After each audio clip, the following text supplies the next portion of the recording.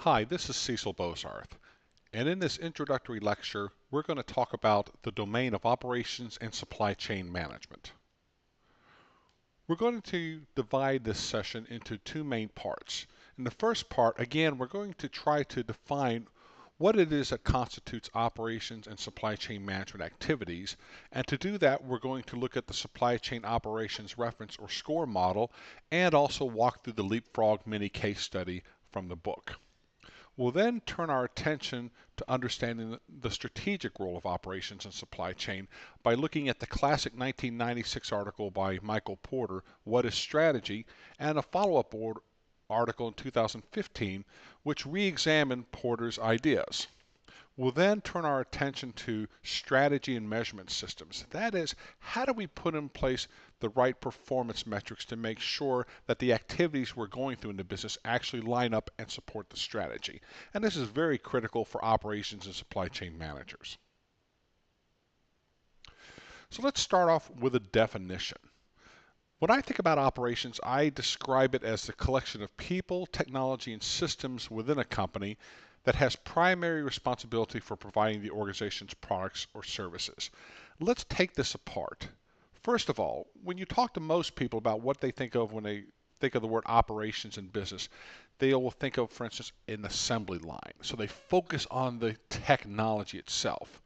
And that's certainly part of it, but operations is actually a combination of things. You have to have the right technologies, that is conversion processes in a lot of cases, or conversion equipment. You have to have the right systems, which can include information systems, management approaches, etc. And then you have to have the right people in place. Let me give you a good example of this. If I'm doing pharmaceutical manufacturing, there's definitely some conversion processes, some technologies that I have to use, whether I'm making pills or capsules or injectables. So clearly we have some manufacturing technologies. But we also have to have the right people in place with the right training, the right understanding of quality practices, etc. Furthermore, we have to have systems in place to assure that things are done according to the FDA requirements. If any of those three pieces are missing or out of alignment with the others, then we're going to have an operational problem or fiasco on our hands. So again, when we talk about operations in this course, we're looking at getting all three pieces of this system working right. Sometimes we call this a techno-social system because it includes technology and people. The other part of the definition is primary responsibility for providing the organization's products or services. So one way to think about this is take marketing. Marketing has a mission for understanding what the demands of the marketplace are, in some cases creating new demands, and then helping the company understand that and react to it. So they're working on the demand side of the house. Operations and supply chain work primarily on the supply side. That is, how do we provide the products or services that marketing has identified are needed to succeed in the marketplace? So it's a very important role. Now, there's some basic truths about operations. First of all, they're pervasive. And what I mean by that, pretty much any organization has to make a product or provide a service in order to justify its existence. Whether we're talking about a nonprofit government agency or a for-profit manufacturer or service firm, they better be making something or providing a service, otherwise, why do they exist? That's what I mean by pervasive. Interdependence. It's very rare to find a company who has the operations that does everything from start to finish. Take your typical manufacturer. They depend on the raw materials and the components coming from somebody else in the supply chain. They don't try to make it all. Furthermore, in a lot of cases, they don't necessarily handle the delivery of the products or services. The example that comes to mind, first of all, is Boeing. Now, Boeing is known as a developer and a manufacturer of commercial jets. But a lot of the R&D and a lot of the manufacturing for key systems that go into the jet have been outsourced to key partners in the supply chain. Boeing doesn't try to make everything that goes into the jet. They know what they do best, which is the design, the final assembly, and the manufacture some of the key components, obviously, but they depend on other folks. Another example of independence is Amazon.com. They don't do the delivery of the orders. They either depend on UPS or FedEx to do it. And the final notion is profitability slash survival. If we're going to be profitable, the operations function has to add more value to the product or service than the cost. And if they do a good job of that, we're going to be profitable. If not, we'll be out of business shortly. Another way of looking at this is we may have the best marketing campaign in the world, the best product ideas in the world, but if we're unable to execute it when it comes to making the product or service, then we're not going to last. On the other hand, there's actually companies who have had excellent operations, well known for their quality and delivery. Honda is an example of that. They've been known for decades for being able to manufacture high quality cars with gas-powered engines. And they've been able to move that from different markets, from motorcycles to cars to jet skis to portable generators. And so they've been a key part of the survival of Honda over the decades. Now, this leads us to the transformation or systems view of an operations process. And you can think about it like this. As an operations manager, I have to think about three things. First of all, what is the actual transformation process I have? Am I manufacturing a physical product? Am I providing an intangible service, or some combination of those two? What are the steps that go into that? What are the best technology choices? What kind of people do I need to have? What kind of other systems, either information or managerial, do I have to have in place to make this transformation process work as well as possible? Now, I can turn it over to fate and just randomly hire people, invest in technologies when I need it, but that's not very managerial. It's not a very coherent way of developing a transformation process. Typically, the best transformation processes are those that are best matched to the marketplace and well thought out. And we'll certainly talk about that in more detail in the next session we have. But we have a transformation process. The second thing we have to think about is, what are the inputs required to make this transformation process work? What kind of materials do we need? If it may not only be in materials, but there may be intangible needs that we're responding to. If we're in a service environment, for instance, a customer comes to us and they need some legal advice, let's say. They have an intangible need. That's the kind of input we need to feed into our transformation process to ultimately create the output that the customer desires. In some cases, the input we need is in the form of information. And I'll give you an example of this. I may have the best manufacturing plant in the world for a particular type of product, but if I have bad demand forecast information coming from my customers or from marketing, it's going to affect my ability to generate outputs in a timely, cost-effective manner. So I need to think about not only the physical inputs, but the intangible needs and the information I need to run my transformation process as well as possible. Finally, on the output side, we create tangible goods if we're a manufacturer, or we create fulfilled needs if we're service operations, but ultimately we're going to have to assess how well we satisfy the customer. And by the way, as you probably know from your marketing class, what customers require can differ from one situation to the next and across segments. Some customers may be looking for the lowest cost. Others may be looking for the highest quality or the fastest delivery. We have to make sure our transformation process is correctly suited to the customer segments that we're dealing with. And this is why the discussion with marketing and operations goes on all the time. Now, final question I have here is, to what extent should we try to standardize and control the transformation process? Now, if you think about it, operations management tends to be dominated by people who come at it from an engineering perspective.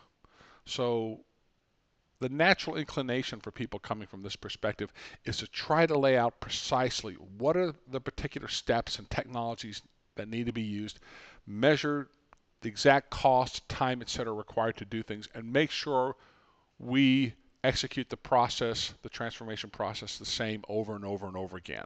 There's definite benefits to standardization, but in some cases, not all cases.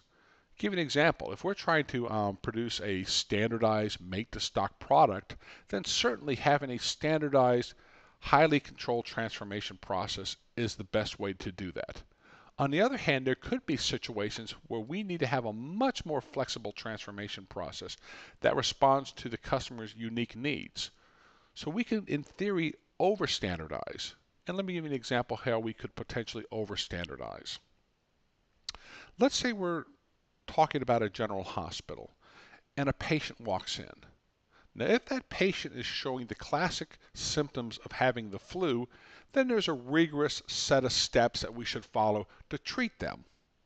On the other hand, if another patient comes in and that patient has some unusual symptoms, and maybe they're also suffering from diabetes or they're going through chemotherapy treatment, then we may have to think a little bit more carefully. There may be no script to follow. In that case, the flexibility in the judgment of the doctors becomes paramount. We shift from wanting a standardized process to a more customized one that can deal with that customer's unique needs. Again, we're going to come back to this, but I want to point out to you that operations is not always about trying to standardize and do things at the lowest cost. In some cases, flexibility is a more important metric to consider. With that background then, I describe operations management as being the planning, scheduling, and control of the activities that transform inputs into finished goods and services. Now, operations can emerge in an organization without management.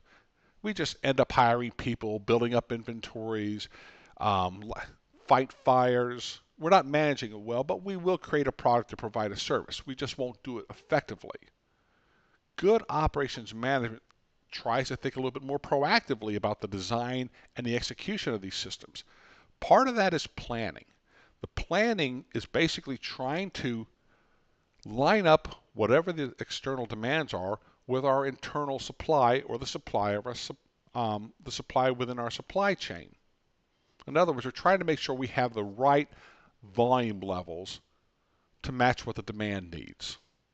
And that planning can often take place years out in advance in anticipation of where the market's going to go. Then we get into scheduling. Think about scheduling as taking the resources we have and deciding when we're going to do certain things based on what is required to meet the market. So I may have an assembly plant, for instance, and I have to decide how much of the time is going to be spent making Model X, Model Y, and Model Z, if those are the three products I make. That's what we mean by scheduling.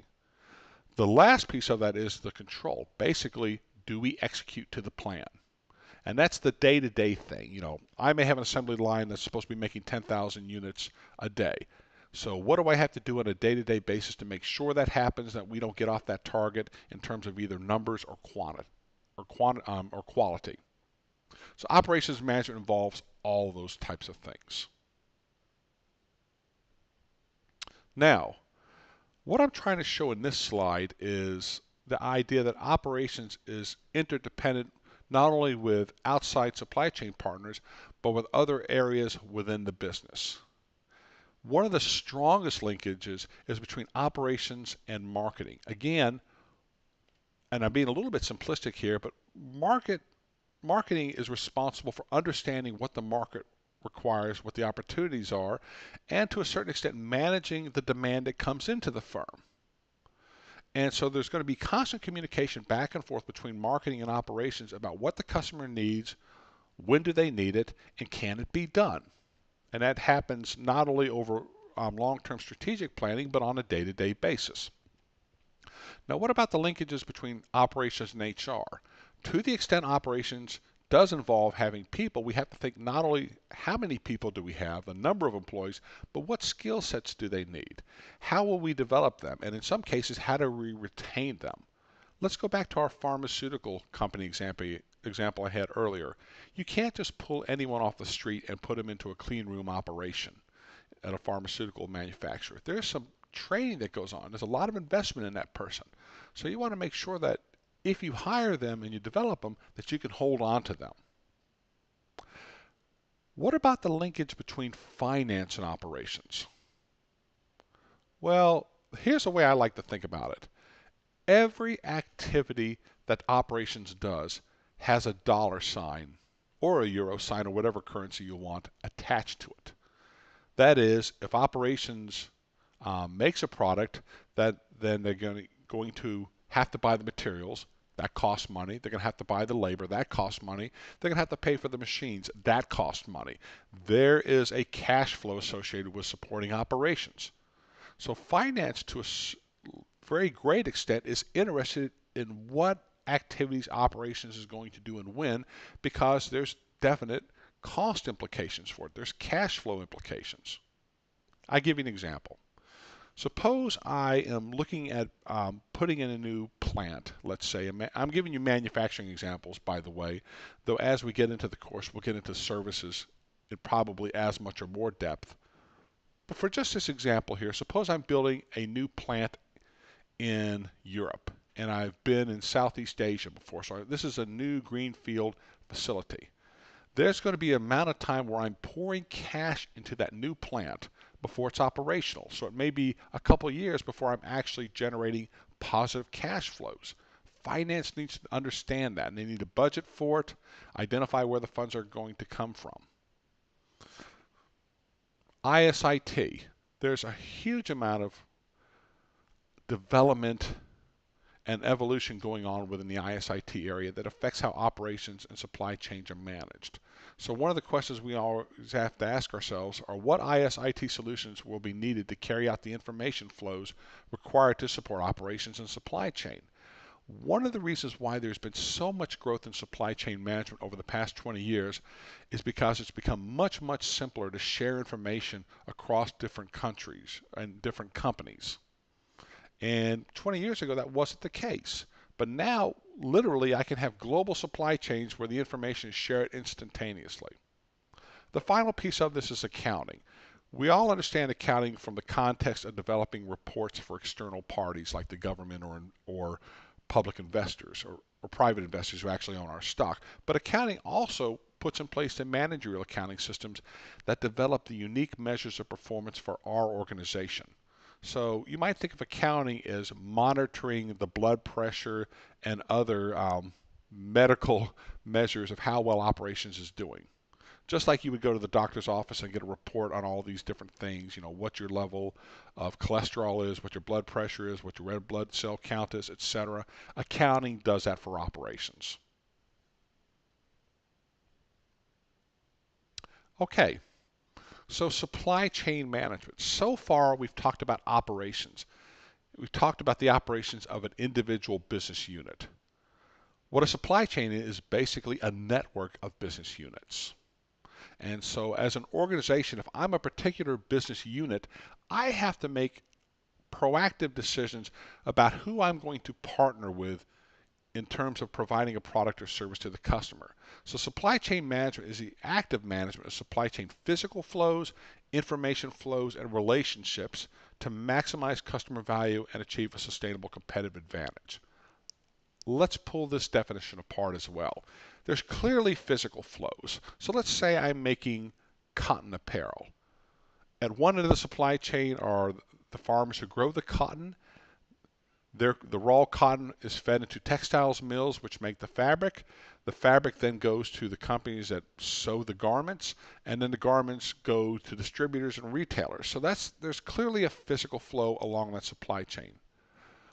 But good supply chains also have information flows, and those information flows go in both directions, both down the supply chain and up the supply chain. For an example of an information flow that goes back up the supply chain, when the retailer places an order with a manufacturer, that's an information flow going upstream. When the manufacturer gives a retailer confirmation about when an order is going to ship, that's information flow going downstream. The faster and more accurately those information flows happen, the better the information we have to manage the supply chain. The final thing I want to talk about here is relationships. And what I mean by this is not something soft and gooey with hearts and all that, but the reality is that good supply chains require a certain level of trust in order for the different partners to react to new business opportunities. Now, you can see supply chains where there's a complete hands-off relationship. That is, it's purely transactional. It may be based purely on price in a spot market. But the more sophisticated the supply chain is, or the more sophisticated the products and the markets are, the more we're going to depend on a deep relationship between the partners. Again, let's go back to Boeing. Boeing has to be very careful about who they partner with in developing the major systems for their jets. You just don't go out there and pick the lowest cost provider. You're going to pick a partner, if you're Boeing, that has R&D capability, that you can trust in the product development cycle, that will deliver high-tech quality products to you in a timely manner. And those types of relationships do not develop overnight. Another example of a relationship you might see in a supply chain. Procter & Gamble and Walmart are well known for sharing their forecast information. Actually, Walmart and Procter & Gamble work off a single set of forecasts for Procter & Gamble products. They literally do their planning together because it just makes sense from their perspective for them both to be working off the same set of numbers. So you'll actually see at the Walmart headquarters people who work for Procter & Gamble working closely with the Walmart buyers.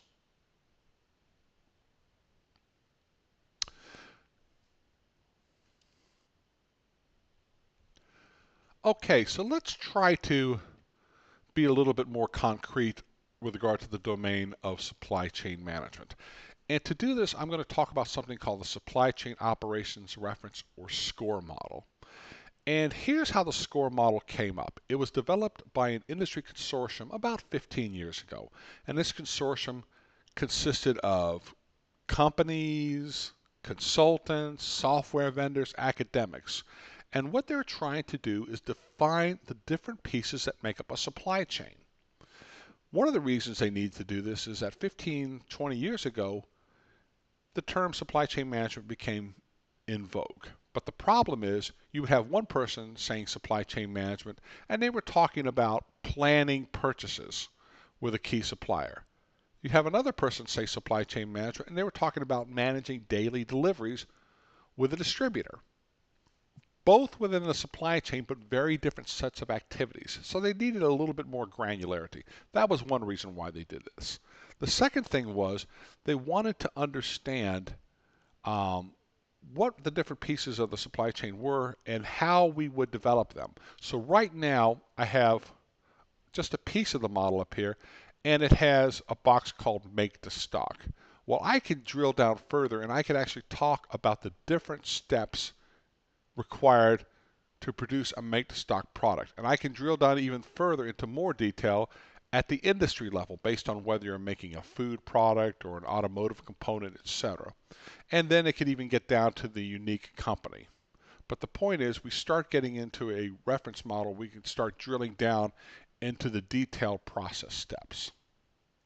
The third advantage of putting the SCORE model together was that once you had identified the major pieces of the supply chain, you could start developing the information systems that would support this. So you could start developing standards for how we would share information across these different sets of activities.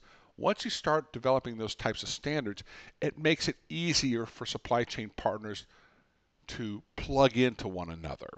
In other words, if I'm a manufacturer and I'm running SCORE certified software, and my supplier is, in theory, I should be able to link in my systems with theirs relatively easy. So I can pass information to them about what I need, and we don't have to redesign new software to do it every time we have a new supplier. So that's a little bit of the motivation for the SCORE model. If you want to read more, APICS, APICS, now supports the SCORE model, and you can read about it there. Okay, so we're starting the SCORE model here with the idea that a supply chain, somewhere down the line, someone has to make a product. And they actually subdivide it into 3 levels of make. Make to stock, make to order, engineer to order. Now, if you think about why they did this, let me describe in general what's happening here. Make to stock products are literally that. All the manufacturing activities are done before we know who the final customer is. We're making a generic product that's going to be put on a shelf somewhere, at which time the final customer will actually emerge and buy the product. Boxes of cereal are like this. A lot of different products are make to stock. Anytime you go into a retail store and grab something off the shelf, it is a make to stock product. That's a relatively simple manufacturing environment in the sense that all the manufacturing activities can be done before we know who the final customer is. So I can determine the volumes, the timing based on the most efficient way of doing things. Now compare that to make to order. Let's say I go online to Lenovo or IBM or someone else, and I actually want to order a laptop, but I'm going to do the final configuration, choose some of the options myself when I go online. In that case, I as a customer am actually impacting final assembly. There may be standardized components used to make that laptop, but they're not put together until I come in and identify specifically what combination I want. So that's why we call it make to order. Manufacturing of the components is pretty much standardized, but the final assembly is a little bit more customized. It's not completely customized because I'm still picking from some standard options, but it's a little bit more sophisticated and complex than make to stock, and hence the activities required to do it are somewhat different. Finally, we get down to engineer to order. This is literally a situation where the product I want is unique. It may have completely different sets of specifications than anything the manufacturer has done before. So here's where the information flows get the most complex. I may actually have to have my engineers talk to the customer's engineers and also talk to the supplier's engineers to figure out what exactly is needed to make the product, how much it's going to cost, and when we're going to be able to deliver it. My point is, from a manufacturing standpoint, this represents the highest level of difficulty and complexity. Another piece of the SCORE model is the deliver piece of it. We make a product, we have to deliver it somehow. And again, the SCORE model recognizes that the delivery activities can differ depending on the level of customization and the industry. So in this particular case, they have 4 subdivided areas. Delivering stocked products, that means we usually deliver them in volume. Deliver make-to-order products, which usually means we have to deliver them one at a time to the actual final customer, and then delivering ETO products, or engineer-to-order products. Here, it may be a situation where we actually have to install the product, train people on it, make sure it works. Take the difference between delivering cans of soup to a grocery store and delivering a customized uninterruptible power system for a building that has to be installed and plugged into the grid. Very different types of delivery. And by the way, the 4th category here is delivering retail products. So actually the soup example I gave you might be an example of delivering retail products. We not only have to deliver them, but we have to stage them, put them on the shelves in a nice attractive way for the customer. Okay? So we're making, we're delivering, we also have to source. So think about this. Here's how the SCORE model works. Let's say I'm going to be producing a make-to-order product. I'm Lenovo. Now, I'm actually going to be doing the make-to-order is really assembled to order. So I'm going to be doing that using stocked components from my suppliers. So in theory, I could have a linkage back to my source, my different sources that says, hey, I'm going to be making 10,000 laptops. I need this mix of stocked components to do that. So here I could have sourced stocked products being used to make a make-to-order product. I could even be using like raw materials to make an engineer-to-order product. So again, the linkages I have to think about are going to change from one business situation to the next. On the other hand, what if I'm doing an engineer-to-order product, but it requires a unique component? Well, then I might be sourcing an engineer-to-order product from my supplier, and that's going to require all sorts of different information flows to make it work. So I'm just giving you very high levels of the SCORE model right now. Source, make, and deliver. In some industrial situations, we have to manage returns, but not in all cases. Some companies make a decision that rather than deal with returns, they'll simply give their customers credit. So they might give them a 10% discount to not have to deal with the returned products or components. In other cases, we have to deal with the returns, so we have to put in place a system for doing that. Now, the planning is an interesting piece. Everything below planning actually involves day-to-day activity. You see things happening, you see the physical flows and the information flows required to make things happen on a day-to-day basis. The planning processes are happening in advance. So let's go back to the example we had of a company that was looking to set up a European operation. Well, if they're going to set up a European operation, the question they have is, are we going to make in Europe or not? Maybe they've been producing in Southeast Asia. Now they're actually going to be making the product in Europe. So they have to figure out, how big a facility do we need? How many products are we going to actually make in Europe? And if we make in Europe, where are we going to source from? We may have to develop European sources because our Southeast Asian sources are too far away. And oh, by the way, if we manufacture within Europe, how are we going to do the delivery? Are we going to have regional warehouses? Are we going to have direct plant shipments? Don't know, but we need to plan that and have the right pieces in place.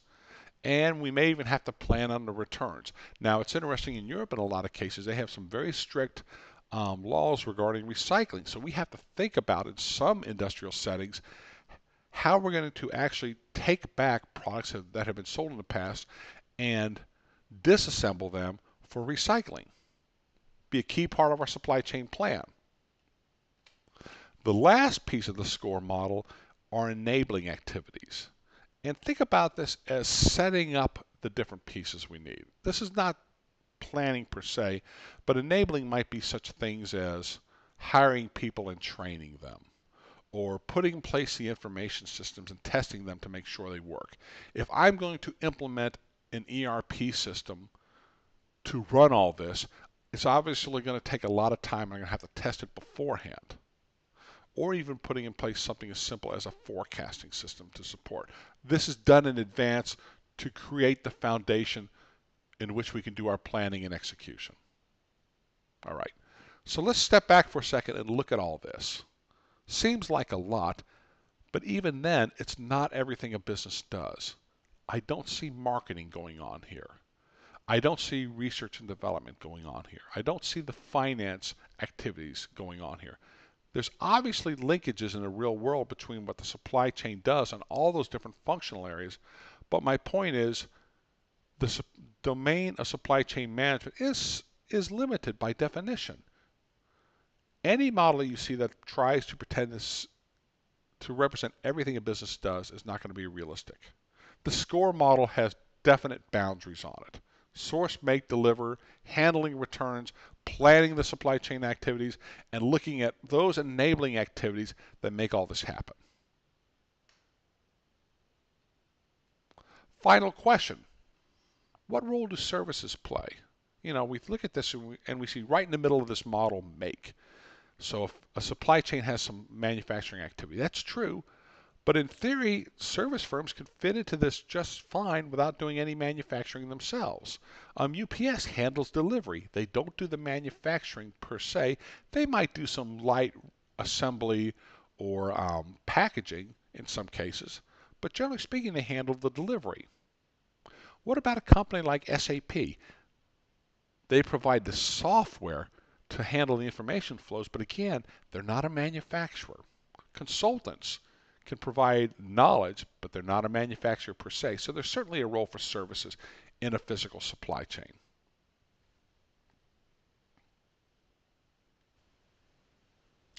So let's go through a simple example of a supply chain that shows all the pieces from the SCORE model. And this is the Leapfrog case study. Now, this case study is based in 2003, but one of the things you'll notice is they're actually going to be using what we would consider now to be advanced analytics. So this whole idea that analyzing statistics for trends, etc., is somehow new is really not the case. It's just become obviously more sophisticated and more powerful as the years have gone by.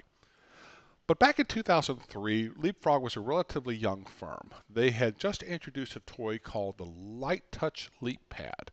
And what it was it was an educational toy for, I guess, babies and toddlers, that when they would press a word, it would say the word. So in theory, this would help them learn how to read.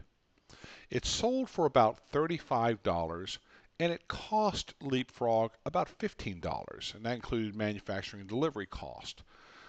So what were the implications for a lost sales opportunity? Well, if you got a toy that sells for $35 and it only costs you $15, if someone shows up wanting that toy and you don't have it, you obviously lose $20. And that's a pretty high margin here. So one opportunity, one implication is that you lost the money from the retail customer, the individual who wanted that toy. But another implication for lost sales here is the idea of the retailer themselves. So imagine, for instance, you are Walmart and you have agreed to provide shelf space for Leapfrog to have their toys. And Leapfrog fails to keep those shelves full of toys. So not only do you have a customer who walked in who didn't get what they wanted, but you've lost the opportunity as Walmart to use that shelf space for something else. So you have an angry final customer and an angry Walmart. And this means next year when Leapfrog wants shelf space for the holiday season, they may or may not get it. So losing a sale here is more than just losing $20. It could hurt the reputation of Leapfrog. Now, what's required to make this? Well, if you look at the picture, you can see obviously there's a plastic case on it. There's also some little tidbits of electronics within it, touch-sensitive membrane, speakers, etc. And also there's some drool-proof paper that was used to make the product. I guess the idea being, babies and toddlers, they're going to drool on this, so you don't want them to smear the ink. Now, the interesting thing is, Leapfrog actually depended on a company called Capable Toys in Hong Kong to do the actual manufacturing of these Leap pads. Now, this turns out to be a very fortunate choice of a supplier in Leapfrog's case, as we'll see later. Capable Toys is located outside of Hong Kong. They're not just a low-cost assembler, though. They actually had the engineering capability to design the tools required to make some of the key parts, including the plastic case. And they describe themselves as specialists in design and supply chain efficiencies that can dramatically speed up the manufacturing process. So they are a particularly valuable supply chain partner here. Here's a key thing to think about here. Capable Toys is not just a low-cost assembler. It's not like Leapfrog is saying to Capable Toys, hey, you better cut the cost down to the lowest penny or we'll go with someone else. Rather, there's a relationship here, and we're going to see how that relationship plays out over time. Now, before we talk about what Leapfrog actually did in 2003, let's talk about how they used to have to place orders in the past. So let's go back into the 1990s or 1980s. What was the old way of placing large orders for toys? Well, what happened is you had to place a single order in February and March and hope for the best. You literally had to place a bet 6 months before the holiday season. Why? Because that's the lead time required to line up the suppliers for the parts, to make those parts, to assemble them, to move them from China or Hong Kong to the United States and to put them on the shelves. You had an incredibly long lead time to do all this. So you had to make a decision about how many toys to order way back in February and March and hope you got the right number. If you ordered too many, you'd have excess. If you ordered too few, you'd have a shortage. And this brings up an idea of how big an order should we place. Suppose I told you that marketing did a forecast and they said, we think we're going to sell 350,000 toys. There's a 50% chance the actual amount will be less and a 50% chance the actual amount will be more. But we think we're going to sell 350,000.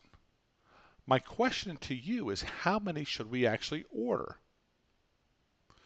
Well, if I order the expected demand of 350,000, it'd have to be because that would be the best balance between a shortage cost and an excess cost. In other words, the cost of being short is exactly the same as having too many. But is that the case here? Well, let me give you some numbers. The Leapfrog cost $15. The targeted retail price is $35. Any toys we have left over after the holiday season, we can sell for $10 to get them off the shelf.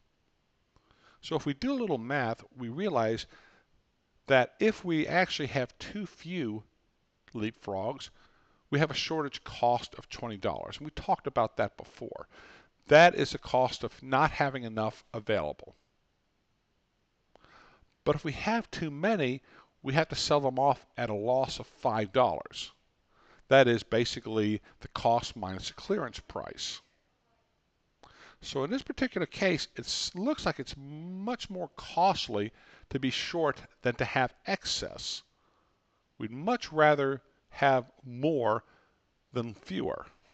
And in fact, we take the shortage cost and the excess cost, and we use that to determine a target service level. Here we have $20, which is the shortage cost, and we divide that by the shortage cost and the excess cost, and we get 0.8. Now notice, if the shortage cost and the excess cost had both been $20, then we get 0.5. But in this case, we get 0.8. So what the target service level calculation is telling us is a stock to the 80th percentile. And what I mean by the 80th percentile, we want to stock to a number that there's only a 20% chance that the actual demand would be higher. But there's an 80% chance that the actual demand will be lower. Again, this reflects the idea that being short is much more costly than having excess. And we see it here. Maybe the expected demand level again for this toy was 350,000, but we know that's just an estimate, and we might have a distribution like this that describes where the actual demand will come down. We might decide, based on the target service level, to stock enough of these Leap Touch toys to cover the 80th percentile of expected demand. The difference between that stocking level and the expected demand level is safety stock. Extra inventory we're putting into the supply chain. Now, all this is very rational given the constraints I gave you. But imagine this, if you're Leapfrog and you actually have 20 or 30 or 40 different toys you're trying to do this for, then you know by definition most of those toys you're going to be overstocking for. And that's going to mean excess manufacturing competing for scarce manufacturing capacity. And you know you're going to end up throwing away a lot of toys at the end of the season. What would you really like to do? What you'd really like to do if you're Leapfrog is to maybe place orders for average expected demand levels and then respond based on market signals to identify those toys that are going to be really hot and then ramp up production of them once you've got some feedback from the marketplace. In other words, you can avoid the safety stock if you can respond with shorter lead times based on demand information. We're having to put the safety stock in place because we have a one-time bet here that's 8 months before the market occurs. And that leads us into the new way of ordering. And if you read the case study, you can see how this all played out. At the beginning of August, Leapfrog got information from the first weekend of sales for the product, for the touchpad. And what they found out is 320 of these toys sold in the first weekend in August. How did they find that out? Did they read it in the newspaper? No. The retailers, Walmart and Target, shared that information with them immediately. So we have a quick information flow going back up the supply chain from the retailer to the toy company. Just based on that first weekend's worth of sales, they basically applied some advanced analytics based on their forecasting systems and determined that number was so far outside the expected value that they actually realized they had a potential head toy on their product, head toy on their hands, and they were able to basically estimate that the actual demand would turn out to be more like 700,000 than 350,000. So now they said, okay, we had ordered 350,000 up to this point. We need to double that. But think about it, it's the 1st of August. They really only have about 60 days to respond to this. So how did they make that work? Well, as soon as they realized they wanted to double the output, they got in touch with Capable Toys. Now, in order for Capable Toys to be able to ramp up production and make an additional 350,000 beyond what they had been expected to make, they had three constraints to deal with. The first constraint that Capable Toys had was they had only 2 mold sets, and these mold sets were able to make 210,000 units over 60 days. That wasn't going to be enough. They needed to be able to make a total of 350,000 more units over the 60 days. So they actually got working on making a third mold set. And here's why it was so good they had Capable Toys. If Capable Toys had just been a low-cost assembler, they would not have had the engineering talent required to create a third mold set. But they did have that talent. And in fact, they had a third mold set out by late August that was capable of making an additional 2,800 toys per day with an even higher quality level. So this third mold set added a capacity of 168,000 additional units over the 60 days. So now they have a capacity of 378,000 units over the next 60 days. That's what they need to meet the new demand. But that was just one constraint. They still had to get the materials. So what happened is Capable Toys worked with their suppliers to identify additional sources of the touch-sensitive membranes and mini speakers and microchips. The one item they had a little bit of trouble with was the drool-proof paper, which actually turned out to be Tyvek. Now, if that name's familiar to you, you've probably seen it on the sides of buildings being constructed. It is basically a vapor barrier to keep water and vapor out of the walls of a new house or new building. So it's kind of interesting. This is a dual-use product. Now, the way that Capable Toys had to resolve this issue is they had to agree to buy the Tyvek paper from an American printer who said, "Hey, we'll sell you the paper, but only if we get to do some printing." So they did it. So now I got 2 out of the 3 constraints taken care of. The third one was the transportation constraint. Now here's a general truth. No matter how long you are in the business world, China is going to be a long ways away from the United States.